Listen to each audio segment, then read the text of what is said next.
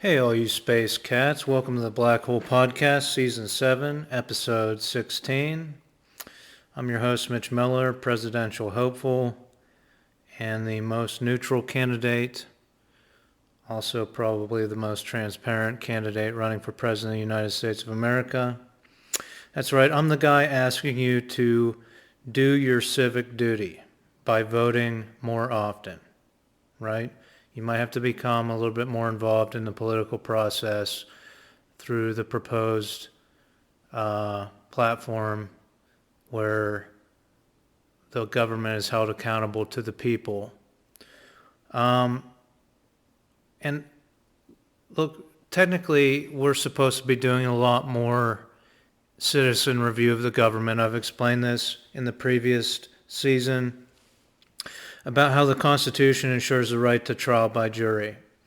It ensures it. It states it 3 times in the Constitution and the Bill of Rights. We did away with this after the Civil War. We allowed the states to have bench trials and all kinds of stuff. And we got away from what the Founding Fathers wanted, which was citizen review of the government. You're supposed to be called in on a jury to see what the government's arresting people for and writing citations for. Now, technically, if we would have stayed true to the Constitution, number one, we wouldn't have an out-of-control legal system, but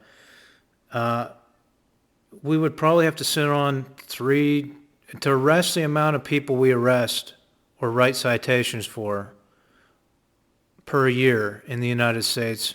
The average American would probably have to sit on 3 juries a year. That's for a trial for every citation over $20. So I did here's my rationale for this. Let's say there's 240 million people in the United States that are realistically adults of age and in the general population in a way where they could receive a citation or be arrested. 240 million people, that's 20 million juries. Assuming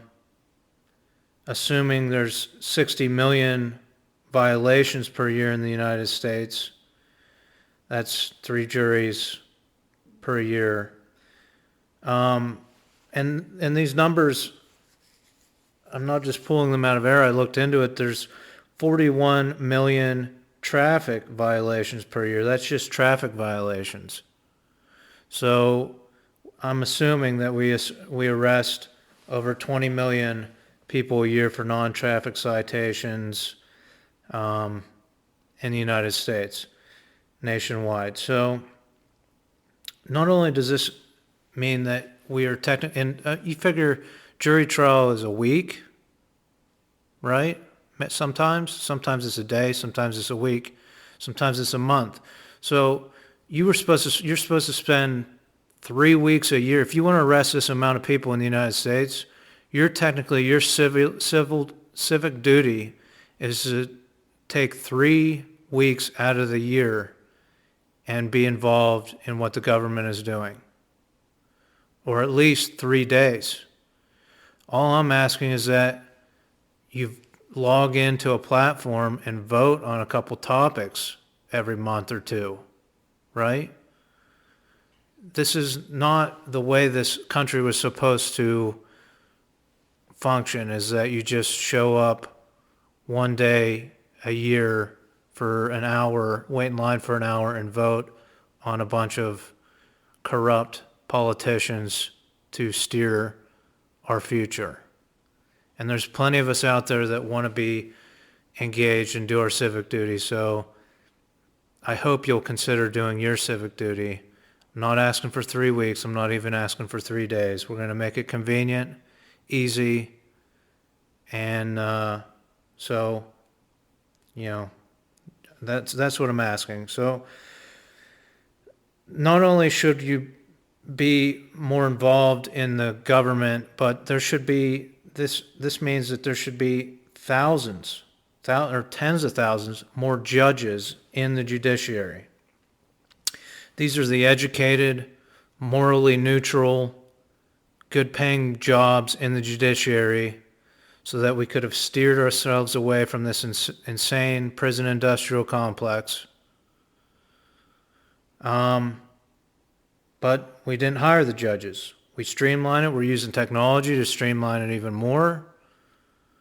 And this is, I've tried to reach out to the government and explain this, but instead we're just hiring more police and we're lowering the education requirements for police, right? So instead of a intelligent, morally neutral judiciary, we have a less intelligent with many less intelligent positions as per the Constitution. And it's a dangerous situation.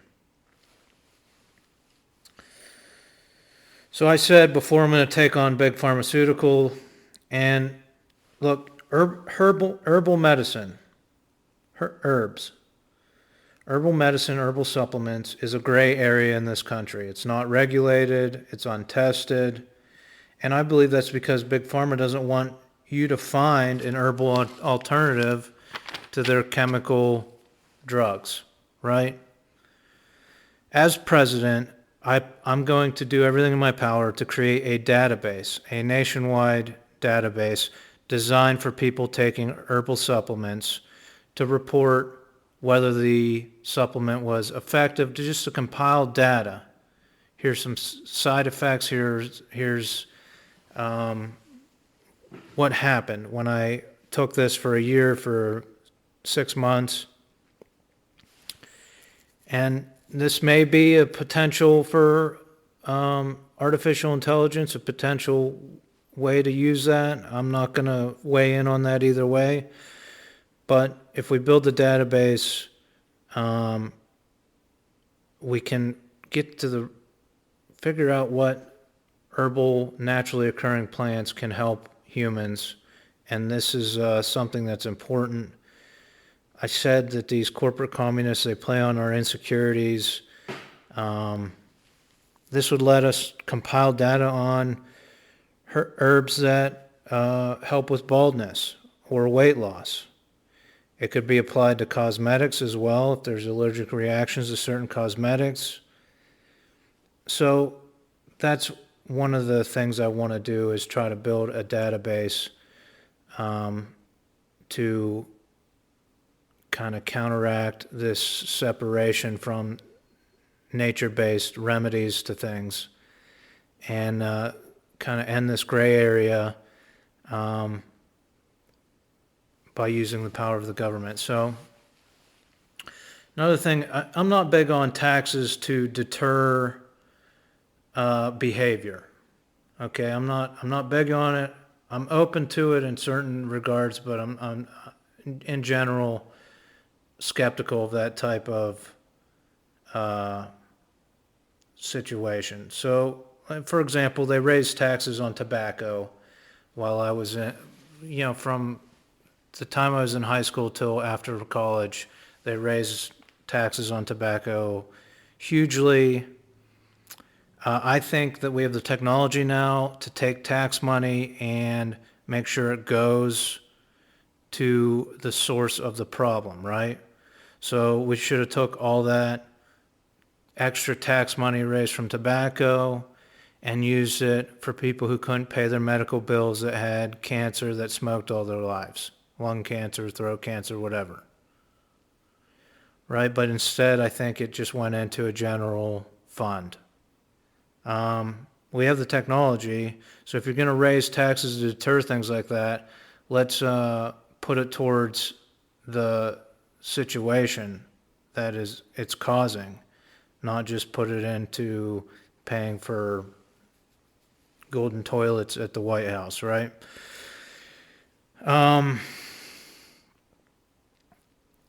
So there's talk of legalizing marijuana in the United States, and I'm just going to say this because people say, we legalize things and it's safer, right? And I do believe in essence that this is sound logic, but we have to put in the safeguards to make sure that it's rolled out in that way. So, I mean, just for example, look what Big Tobacco did. They put hundreds of chemicals into their cigarettes, right? This could have been regulated 100 years ago so that we just had nicotine. And now it is coming out. For people who use mouth chew, who chew tobacco, there's a pure nicotine salt. It's a nicotine-derived salt that has very few chemicals in it. And again, we don't have the testing to know what kinds of cancer it's going to cause or if it reduces that, but it doesn't have all the chemicals of just raw tobacco leaf and whatever else they added into it. So what I'm going to do as president is create a special commission on nicotine and marijuana. That might be nicotine and THC, but I want to be very clear that it's going to be nicotine and not tobacco. I believe the reason we have issues, some of the reasons we might have issues with guns in this country in the United States, is that the ATF, the Alcohol, Tobacco, and Firearms, it's linked to recreational drugs, alcohol and tobacco, right? The guns, the firearms are linked under the same agency for regulation as alcohol and tobacco. It's time to separate tobacco from this agency and have at least a commission for nicotine and marijuana.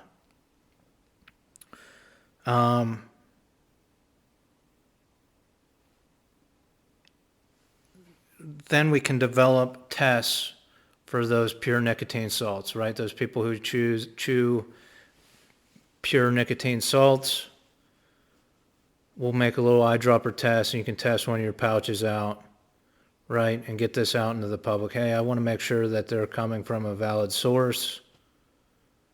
I know I bought it from my local gas station, but I'm going to do this little test and do my part to make sure that we're checking up on these companies that sell us chemicals.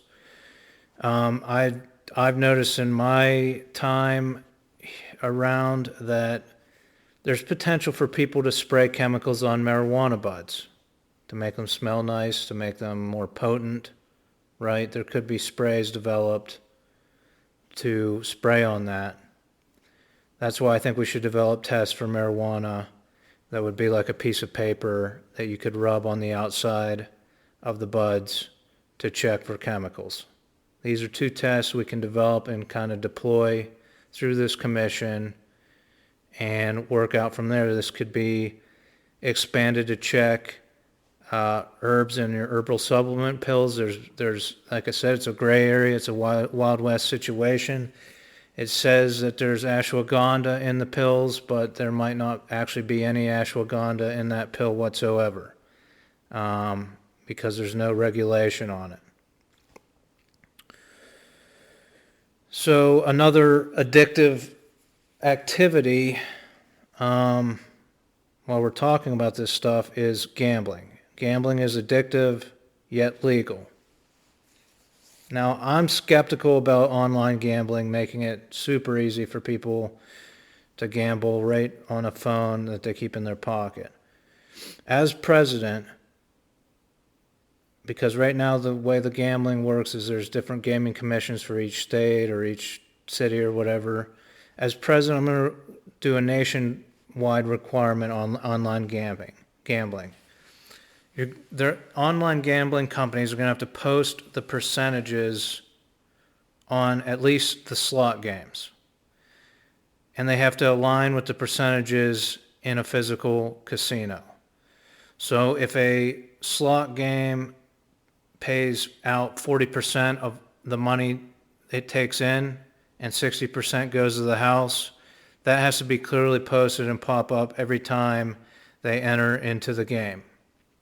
Right now, casinos keep secret what their slot machines in the physical casino pay out. I understand that, but we can have our gaming commissions cross-reference these things and make sure that it's clearly posted what a slot game pays out on your little phone or computer or whatever you're online gambling on.